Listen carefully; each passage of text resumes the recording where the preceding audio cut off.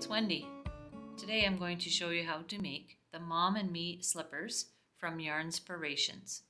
You can get a copy of the pattern for yourself from yarnspirations.com. It's a free download and it comes with 3 child sizes and 3 adult size slippers. These slippers are super comfy and stay on your feet well, and they're not difficult to make.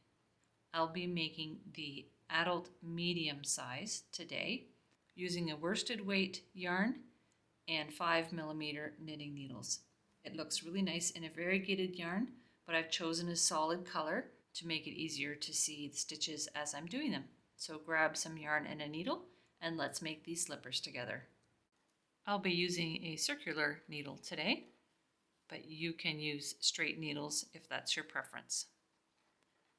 We're going to start with a long tail cast on, and for the medium size you'll need 50 stitches. Refer to the pattern if you are making a different size, and the construction will be the same, but the number of stitches will be different. The slipper starts along the bottom, so we're going to start by making this sole piece here, and then we work around the toe and work our way up from there. Next, the pattern says to knit rows 1, 3, 5, 7, and 9. And on the other side, rows 2, 4, 6, and 8, and 10, those will all have some increases. So row 1 is a knit row. For row 2, under the mom's slipper, the instruction says knit to M1, and that means make 1. The abbreviation is on the front page, and I'll show you how that works in a moment. Then knit 17, or in brackets 22, 26. So what those brackets indicate is the sizes. So the 17 is the small, 22 for medium, and 26 for large. And it's like that every time you see numbers in brackets.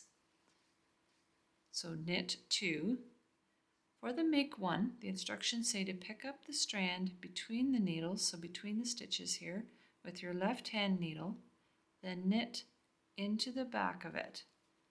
That will put a twist in it and prevent you getting a hole with your increase. So now we've got an extra stitch added in between the second and third stitches here. Then knit 22 for this size. Then make 1, knit 1 twice. So this will be at the point of the toe.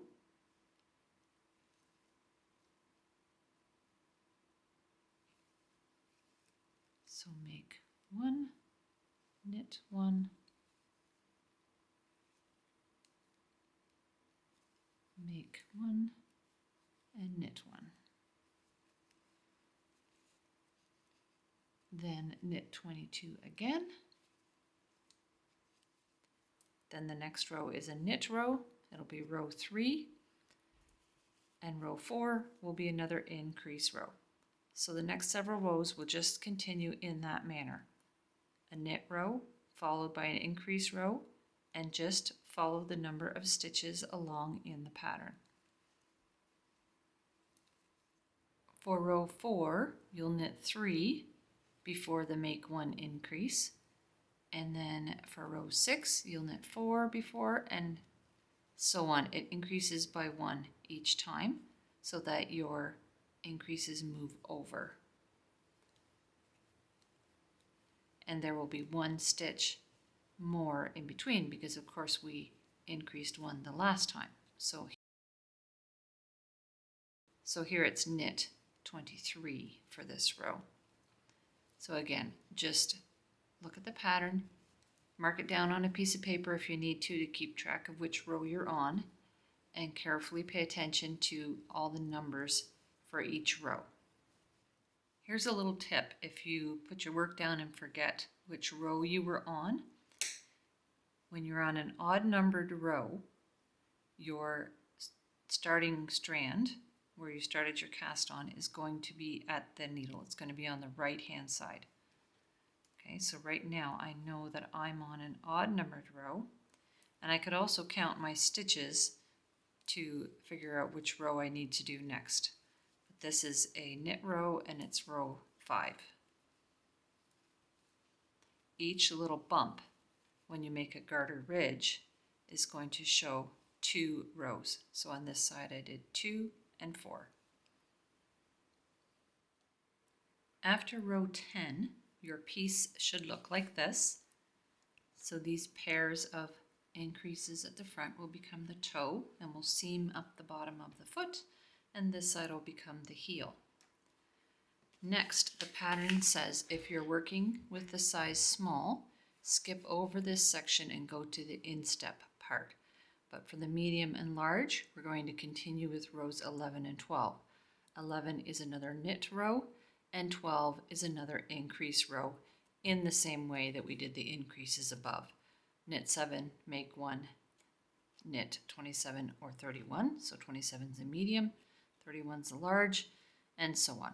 Then we'll come back and we'll start the instep, which is the top part of the foot. After row 12, we're going to start working up the side of the foot here.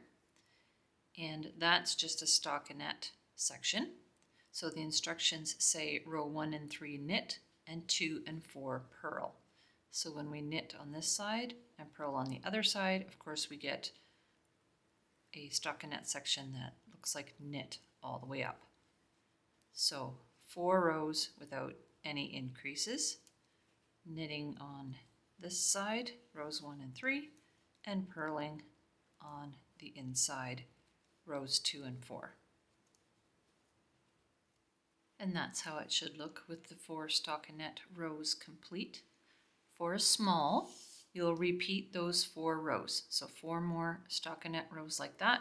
For the medium and large, we're going to start to decrease for the toe, this part right here. First, it says to knit 25 for the medium or 28 for the large. When those are done, the next abbreviation is SSK, which stands for slip, slip, knit. The explanation is in the abbreviations at the beginning of the pattern, but it looks like this. So you're going to slip the next stitch over to the right hand needle without actually knitting it, and the next one, same deal. Then insert your left hand needle underneath both of those. Wrap to knit with the yarn and put both of those over the top of the needle. That makes a nice left leaning decrease right there. The next instruction says K3TOG, knit 3 together. There aren't any instructions on the pattern for that, but it's very similar to a knit 2 together with one little extra step. And a knit 2 together is worked by picking up 2 stitches at the same time. So put your needle to the second stitch, scoop through the middle of both stitches like that, wrap, and take it off the top. That's a knit 2 together.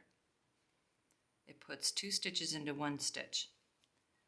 So for a knit 3 together, we're going to start the same way. So scoop up the next 2 stitches with your needle. Take them right off the left hand needle. Then knit the next stitch and put those 2 that you just pulled off the needle over the top. That's going to put 3 stitches together.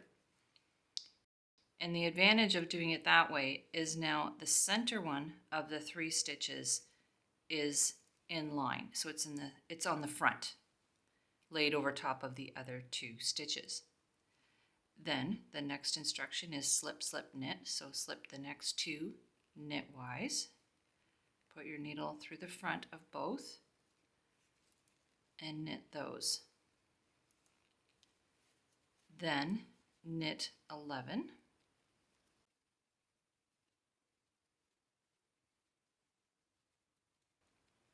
Or 13 for the larger size. Then knit 2 together, and I already showed you how to do that stitch. take 2 of them and knit them together like that. Then there's another knit 3 together. So scoop 2 off the needle, knit the next one, and put those 2 over top of that one you just knit for a knit 3 together. Next, another knit 2 together.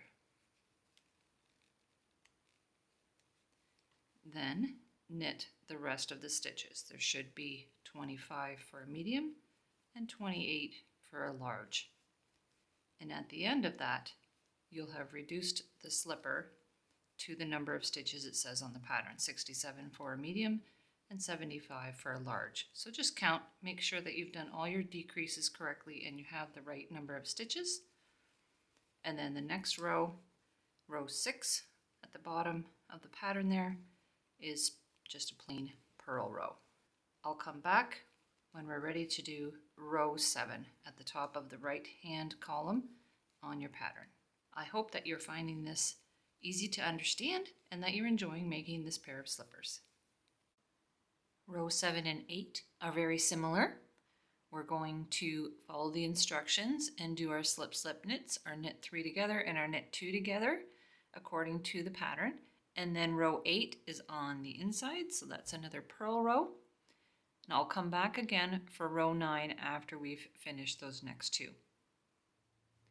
Row 9 is where we're going to start decreasing for the top of the foot. So we're going to take a stitch off on either side as we go along and then turn around and go back. Here's what that looks like.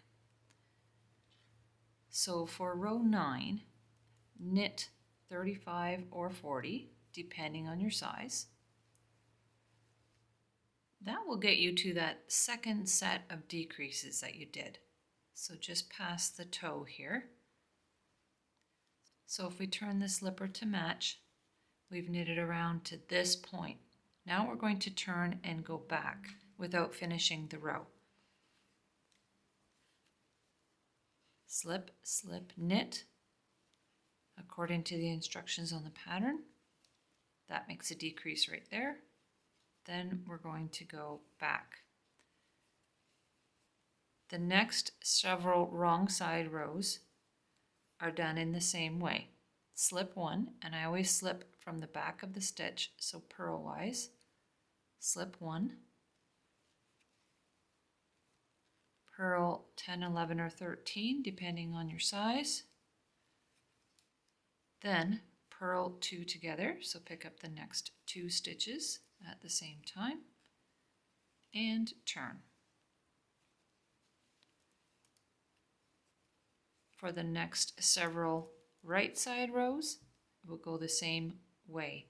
Slip 1, again from the back side, knit 11 across the top of the foot, or 10 or 13 for the small and the large, slip, slip, knit. Now the first one you slip should be the one that you decreased the last time. So that takes one more stitch from the side part of the foot and makes a decrease like that. Then go back and do your purl side row. And what we're doing here is called short row shaping. And at the end of each purl row, it'll ask you to purl 2 together. And again, you're going to take the last one that you decreased and purl it with one from the side.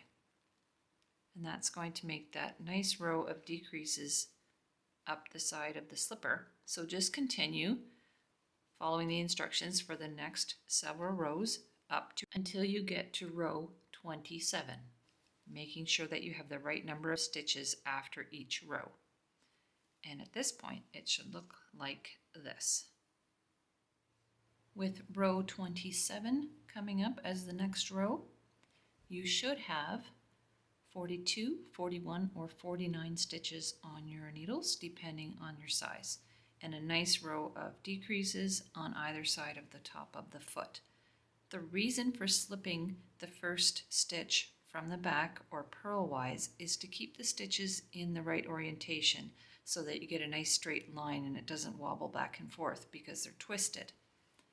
Okay, so for row 27, we're going to slip one last time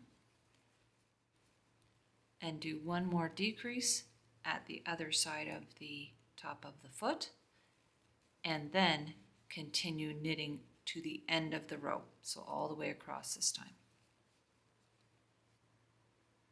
Okay, now just row 28, which is a purl row, and we'll purl these two stitches together on the other side of the top of the instep, purl all the way to the end, and then we're ready for the cuff. The pattern suggests switching to a contrasting color for the cuff, and it's just a simple garter stitch cuff. So cut your main color at this point, leaving 12 inches, 30 centimeters or so to sew up the bottom of the slipper. Switch to your contrasting color, and we are simply going to knit 6 rows. So you'll end up with 3 garter stitch ridges.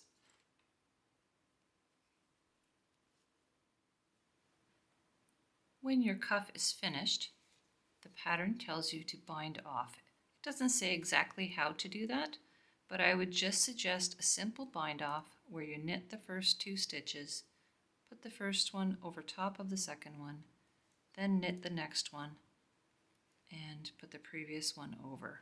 Then continue across in that way, making sure to keep your tension relaxed so that your bind off is not too tight.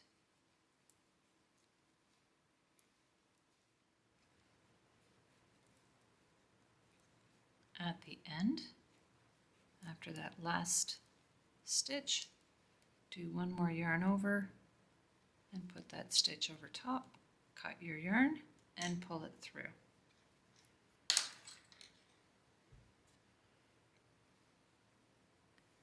Now we're going to stitch the slipper together,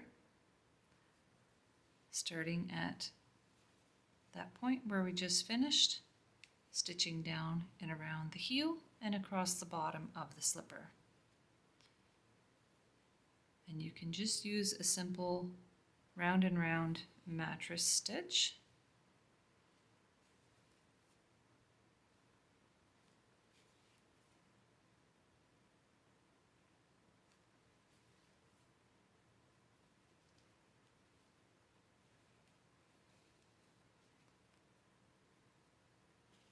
And you can continue in that way for the stockinette section, or if you want to up your stitching game a little bit, what you can do is go lengthwise like this, picking up 2 of these strands between the stitches at a time. So I've got 2 there, and then going into the same spot that I came out on this side, go under 2 more.